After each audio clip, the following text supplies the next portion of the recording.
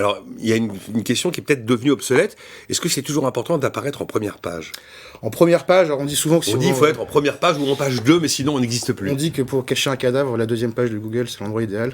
D'accord, donc en première page. Voilà, l'enjeu, c'est vraiment la première page, c'est ce que les gens vont voir.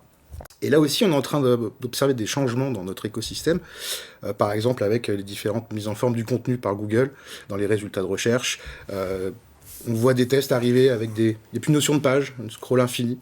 Voilà, il y a plusieurs choses qui peuvent... C'est quoi cette histoire de scroll ? C'est-à-dire que vous n'avez pas forcément de page, mais vous allez scroller et vous allez continuer à voir les résultats au fur et à mesure. Vous scrollez où il y a un début, il y a une suite et il y a une fin. Au moment où on s'arrête de scroller, qu'on a trouvé l'information. Ouais, enfin, il faut mieux être toujours le plus possible au sommet.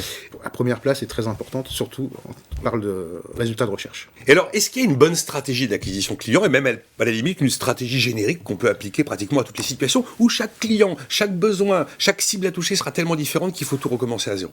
Alors il n'y a pas de recette magique, forcément. Il n'y a pas la stratégie générique qu'on applique Il y systématiquement. a des enchaînements de leviers digitaux qui sont importants à obtenir, surtout si on veut de la performance, si on veut de la visibilité.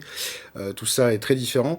Les réseaux sociaux comme Facebook vont proposer plutôt de la visibilité, alors que des réseaux comme Google vont être plus sur la réponse directe. Les gens ne sont pas la même approche quand on fait une recherche sur un moteur. On a une intention sur un réseau social en train de consulter du contenu, et là on va chercher les gens. Ouais. C'est pas les mêmes objectifs, c'est pas les mêmes stratégies, c'est pas les mêmes moyens non plus derrière.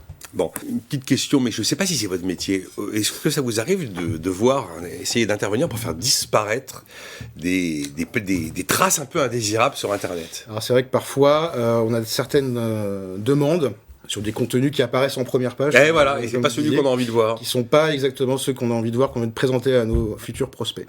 Donc là, il y a des stratégies, effectivement, pour créer. On peut pas effacer des pages. On peut pas effacer, mais on va créer des contenus qui vont On va essayer passer devant. de remplacer le contenu, de passer au-dessus. Et surtout, quand on a des mauvais avis, des choses comme ça, il faut toujours ne pas laisser les mauvais avis sans réponse. Et toujours essayer d'obtenir un droit de réponse et de pouvoir corriger le tir.